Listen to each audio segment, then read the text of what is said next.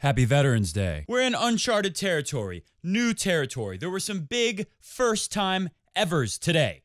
On this Veterans Day at the ATP World Tour Finals, we saw a veteran in Rafa Nadal go down for the first time ever to Sasha Zverev. Also, for the first time, we saw the BS Russian finally go down to Stefanos Tsitsipas, the Greek freak.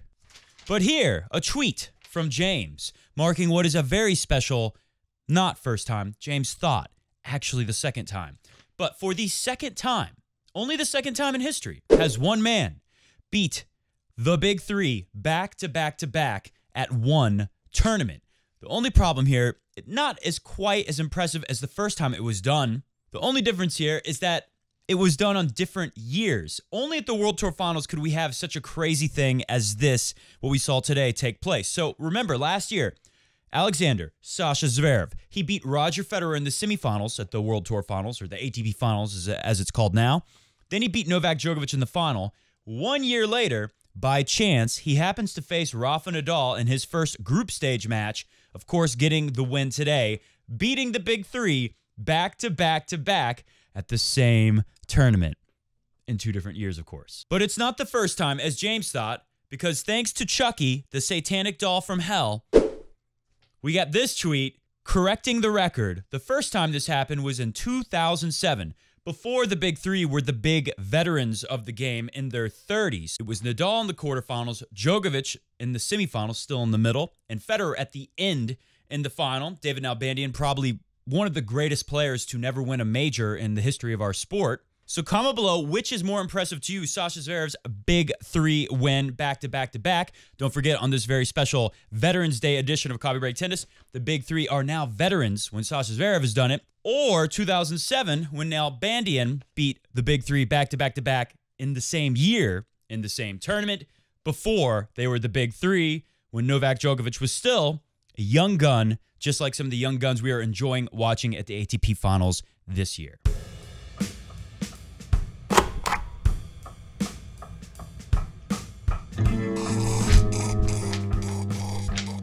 Today on Coffee Break Tennis, Rafa Nadal has lost his first match. It is not looking good for him to finish as the world number one. Big question already. Again, we weren't sure if he would play. Will he keep playing after this horrific worst-case scenario start for Rafa? Plus, Medvedev goes down to Tsitsipas. Is Tsitsipas so great? Is Medvedev not at his peak like he was earlier in the year? You decide. We'll talk about it in the show. Plus, we will actually do a better job today of looking forward to tomorrow's matches than we did yesterday, looking forward to today's matches. Did that make sense? Welcome to Coffee Break Tennis on this very special Veterans Day edition of Coffee Break Tennis. Please give us a thumbs up or a comment down below. Let us know what you think of the tennis, what you think of the show. And don't forget to hit subscribe so you don't miss any of our excellent tennis videos. So what could be a new stat for the show? Every show, we always look at stats, but I wanted to do stats of the day that define today's matches, because I think there's a couple key stats, just like there were some yesterday, that really explain everything better than words can do. First stat of the day in Tsitsipas, one of the keys to the match, maybe the key, 22 out of 26 trips to the net for Stefanos Tsitsipas. It was a game changer. It was something Roger Federer tried to do to Dominic Thiem. And what was his numbers, like 12 out of 22? Tsitsipas able to actually win at the net today, and it was a big difference in the match, especially because, first off, look at Medvedev, 5 out of 11, not doing so well up there. And look at this -2 for Tsitsipas in the winners to unforced errors differential, 26 winners on 28 unforced, and +8 for Medvedev, 24 winners, almost the same amount, only 2 less, and 12 less unforced errors compared to Tsitsipas's unforced errors. So when you see numbers like that, you think, how could Medvedev lose this match in straight sets? And like the match I said yesterday, Federer only lost 5 more points, or Dominic Thiem only won 5 more points, same thing. I said, you know, that shows this match is so close. Well, today's match, let's do it one more better, baby. Only 4 points difference, one less better, baby. 4 points made the difference in this match. It was a very close match. I think a key also is maybe Medvedev, a little worn out. All the tennis he has played, he's played more than anyone this entire year. He's won more, too. I think maybe he played a little less than what he would have hoped for, and Tsitsipas able to elevate. One interesting thing in the head-to-head. Now, Medvedev, the BS Russian, was 5-0, 5 wins, 0 losses with Tsitsipas in the head-to-head. But he had always managed to drop a set to Tsitsipas. All those matches were close. Obviously, this match is close too, only 4 points difference, but this is the first time in their head-to-head that someone has won in straight sets, and it's Steph Tsitsipas. And you could tell at the end of the match, it means a lot to him. This was a very big deal for him to get over a mental hurdle. And you got to give him a shot. You got to give him a shot, especially with how bad Rafa looked. It's going to be tough to see who comes out of this thing. Sasha Zverev, I mean, he's picking up right where he left off. We talked about how Berrettini was averaging, I can't remember the number, but it was a huge first serve miles per hour, even though it did nothing for him. But his first serve average speeds were colossal, right? Today, Zverev, even bigger. Just like if you remember last year what happened when Sasha Zverev beat Federer and Djokovic back-to-back to win this thing. Just monster serving and getting a lot of those big serves in and hitting good spots. Here's the stat of the day for me when we look at Nadal and Sasha Zverev. I would say, let's put this one up first. To me, this isn't the most important thing, but this is the result of it. One winner on the Nadal forehand. Many people for years have been saying Nadal's forehand is the best shot in the game, or at least the best forehand in the game. One winner in the first set for Nadal on his forehand and 6 unforced errors. It doesn't sound like a ton, but one winner and 6 unforced errors. That's what the Rafa Nadal forehand did in the first set. Now look at this. Nadal winning 12 out of 25 serve points. Less than 50%. But look at his average first serve speed. The big question was, how is Nadal going to feel with the abdominal injury? The abdominal injury is going to be most aggravated by his overheads and his serves. So how would he serve? Well, Nadal came out hitting big serves right away. That first set, Nadal, and it comes down by the end of the match a little, but he averaged 120 miles per hour on his first serve, and he wins 44% on that first serve. Hitting spots is everything. Now, yesterday we saw an average first serve speed of 118 for Djokovic, 114 for Federer, and they got a lot more return out of it. They did much better on their first serve numbers. Nadal was hitting the serve big, but he was not hitting the spots. Maybe that'll go to show you he's feeling good and coming out and trying to prove to his opponent and everyone else for that matter that, hey, I'm all right. I can hit my serve big. But not being able to practice any serves means he's not going to hit spots at all. He really didn't. Here's the stat of the day for me in the Nadal-Zverev match. Despite hitting 120 mile per hour first serves average in that first set, Sasha Zverev able to get 92% back in play. The serve and return are so important when you're playing on a fast court, especially being able to get your opponent's best serves back in play. To get almost 100% of all of Rafa's serves back in play and give Sasha Zverev a chance in the rally, I mean, it's no surprise that this is really a trip to beat down City. It's kind of shocking. It reminds you a little bit of the Federer loss to Dominic Thiem. Obviously, Federer served so much better. That's why he was able to hang in and almost get the tie breaks, losing 7-5, 7-5 yesterday. But what was definitely very similar was the pure firepower.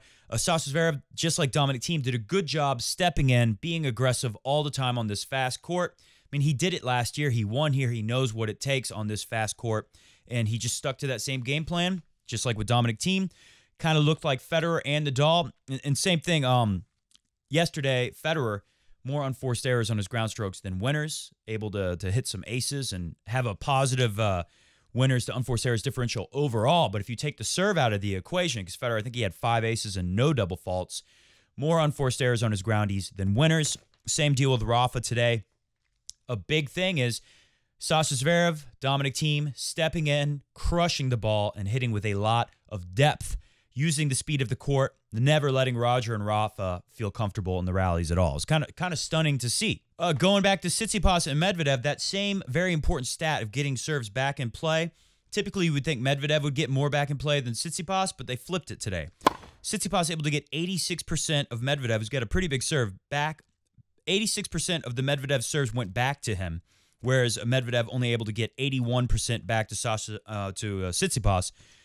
Only a 5% difference, but it's a big difference, especially in a match that is decided by only 4 points. When the margins are so close, little things like that make a huge difference. Now, if you put the stats up from Nadal and Zverev for the total match, Nadal's numbers got better. His average serve speed drops to 118. That was the number that Djokovic hit yesterday. and he was able to win more in the first serve. It went up a lot, actually, by the end of the second set. I don't have it in front of me here, but I think Nadal went from 44 win on first to 60-something. Obviously, Nadal would like a bigger number than that. But I would just have to say a big thing is probably Nadal not hitting any serves at all. And as he hit more and more serves and got deeper into the match, he was able to do a little bit better on serve. There was one point in the first set where Nadal was broken at love. And really, Nadal couldn't do much of anything on the Sasha Zverev serve.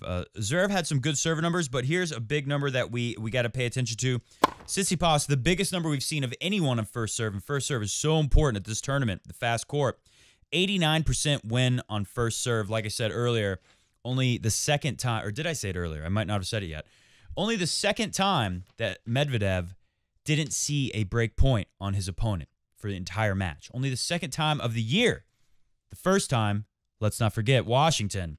Kyrgios, this is very much a sport of what have you done for me lately? Because Kyrgios were like, what? Oh, Kyrgios beat Medvedev and didn't have a single break point opportunity. Medvedev didn't see one against Kyrgios. Oh, yeah, he did that? I forgot. I thought he was terrible all year. He had some great moments, as he always does. So let's talk a little bit about tomorrow, and before that tomorrow, what's going to happen next? Tsitsipas is going to have to play Sasha Zverev.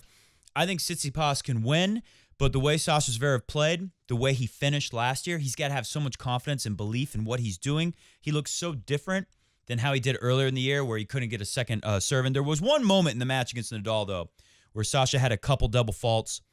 Nadal not able to capitalize on that moment. I think it was early in the second set. And after that, you really didn't see any major issues on the second serve for Sasha Zverev. I'm expecting a very tight match for Tsitsipas and Zverev. When they meet Nadal and Medvedev, it's a must-win match, just as Federer said after his loss yesterday, that now he's basically in a normal tournament because if he loses one more time, he's out. So nothing new for Roger Federer, as he said. This is what he's used to in every tournament he's played for the last 20 years. He's got to keep winning and not lose any more matches. Same deal for Nadal now. Same deal for Medvedev. I will say one thing about Medvedev. The way he falls back on the return all the time, it works for him because kind of like Nadal, he falls back, takes your best stuff, and then moves in and attacks you when he can. And he's very effective of that. But all the courts throughout the year, the hard courts, the clay courts, even the grass now at Wimbledon, they play pretty medium slow everywhere.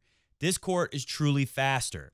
And I think for Medvedev, he's going to have to, like Dominic Thiem did, like Sasha Zverev's doing so well, he's going to have to try to get up a little closer, even though he always is looking to move up and attack you. He starts off so far back, same with like how Nadal does it all the time. These guys are going to have to adapt to the fast courts. Nadal, his whole career, he's been trying to adapt. That's why he's never won this tournament. The commentators today at Tennis Channel were pointing out that Nadal's never won in Shanghai, Paris, or the World Tour Finals because they are the three fastest courts of the year. So clearly Nadal's never been able to adapt to do it.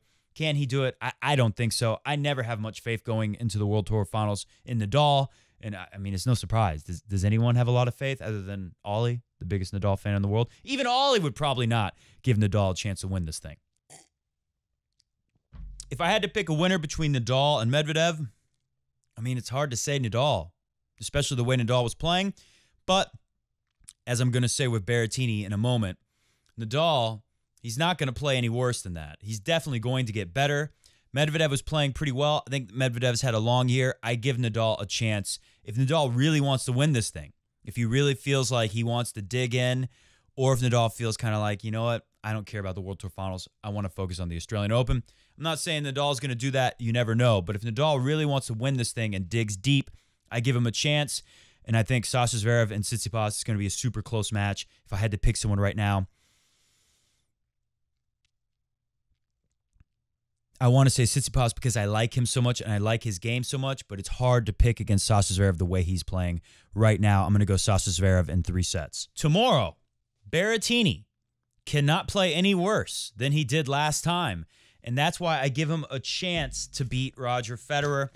I thought Berrettini would come out against Djokovic and hit big serves and big forehands and not really care what happens and just be happy to be there and give him a chance to win. Well, now after that loss, we're more likely to see him do that against Federer tomorrow, especially after the way he lost to Federer last time at Wimbledon. But with that said, I think Federer is going to be able to find a way. He always does it here at the World Tour Finals. The only time he didn't make it out of the group stage was 2008 when he had the horrible mono. Look to see Roger use a lot of slice backhands to get Berrettini in uncomfortable spots when Berrettini is serving. Look for Federer to make some incredible block returns off of that big Berrettini serve, and possibly look for Berrettini to fall apart again, kind of like how he did against Djokovic when he really starts feeling like he doesn't belong here at all. I think there's a chance that he comes out swinging away and has all the confidence in the world because he doesn't care what happens at this point. But more likely than that, I think Roger Federer will be able to do enough to make life uncomfortable on Matteo Berrettini, and Berrettini is going to feel almost guilty, like, man, I got here to the World Tour Finals, and I'm just putting on a stink show for this crowd that expects to see something special. So I see Federer coming through in straight sets against Berrettini. The other match, Dominic Thiem and Djokovic. Of course, we will always pick Djokovic against Dominic Thiem in these kind of conditions. But after seeing the way Dominic Thiem was able to adapt his game and beat Roger Federer, I give him a shot to beat Djokovic tomorrow. I really do. It's going to be quite a match, I think. I think it's going to be a close match unless Djokovic is just serving unbelievable. If Djokovic can serve like airtight and not let Dominic Thiem have a chance to break him, I give Djokovic a good chance to win the thing in straight sets. But I don't know, the way Dominic Thiem has been returning, obviously he said his return has been something he's been working on a lot, and he knows how important it is to not just strike first off of your serve, but be able to put yourself in a position to win on a fast court with the return. He did so well against Federer, who's got, one of the best serves ever. I know Federer probably could have served better yesterday, but he still served well enough for me to be impressed by what Dominic Thiem was able to do with it. I'm going to go Djokovic wins in a tough 3-set match. Federer wins in 2 sets over Berrettini. I hope I'm correct. Actually, I don't hope I'm correct. I hope that Federer beats the heck out of Berrettini, and I hope that Djokovic somehow loses the Dominic Thiem. All right, let's do some comments, and then we'll get the heck out of here. Will Livingood says, Berrettini looked like he didn't belong here. For his sake, I hope he plays better just to have something positive to take away from this experience. Will, I hope you're wrong. I hope Berrettini plays even worse. Action Jackson says, looking forward to Roger playing Novak to stay in the tournament. Good drama.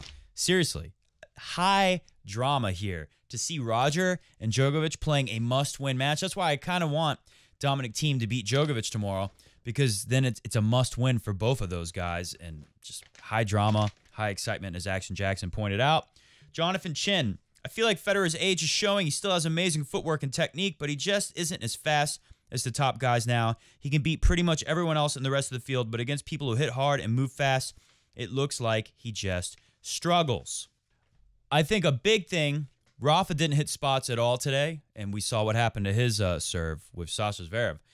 I think Federer, as he says here, let's read what Federer had to say after his loss yesterday in the presser. I thought he played well. Yeah, I mean, the start definitely didn't help. That put me, on the back foot a little bit. But I recovered well. I thought after the match, it was actually pretty even for a long period of time. Had my chances, I felt, didn't feel like I was outplayed or anything. Just maybe that first round hiccups a little bit. Not hitting your spots on the serve when you need to. Getting into trouble early in the service games. Maybe it doesn't happen later on in the tournament. As Federer says right there, it ain't going to happen later on in the tournament. I think Roger Federer is going to hit the spots on the serve, and then he's going to look a lot faster to you. On a surface like this, if you fall behind, you're not catching up with the ball. It doesn't matter how fast you are. Rafa Nadal, one of the things they said on Tennis Channel, you heard Anna Cohn and Jim Courier saying it, and Brett the Saber Haber. They were saying how Rafa looked slow today. And a big reason is if you're not hitting your spots, if you're not starting off from a position of strength on a court this fast, you're going to look very slow trying to chase down balls that are ungettable. From Lita Samperi, which malt are you drinking, Matt? Looks like a Glenmorangie. It was a Glenmorangie, which I'm a big fan of. It was aged 12 years, and they do it first in the regular oak barrels or bourbon barrels, I think, and then they finish it in the delicious My Cherie Amour barrels, which gives it that sherry flavor, which is very good. Try the Glenmorangie sherry cask finish. And finally, from Patreon. Go to Patreon. Check us out. That's where we put up updates on when the show's going to be on next. And that is where you can sign up to be a part of Coffee Break Tennis. You want to help the show keep going and growing. You want me to be on it, posting videos right when the matches are over, or as fast as I can possibly do. Sign up for our Patreon. It is totally worth it. You will get bonus shows. We will do podcasts and extras that are only for the patrons. And you'll be able to sleep easier at night knowing that you're helping the fastest growing tennis talk show in the world, Coffee Break Tennis, keep going. Elwin Dingo. El Wendigo says, number 2, hey, Matt, Jannik Sinner is the true heir. Hit the music. I think he is. I hope he is. He is a much more exciting player to watch than many others. Tsitsipas, again, too. I think both of them are very interesting to watch. I think they're very pure attackers, and I hope Jannik Sinner is. I hope he's in the semifinals, beating Djokovic at the Australian Open. We'll be back tomorrow. Tomorrow is a good day for me. It looks like it's going to rain, so I won't have to teach any tennis lessons, and we'll be able to get a show up pretty quick after the conclusions of the exciting ATP Finals matches. See ya!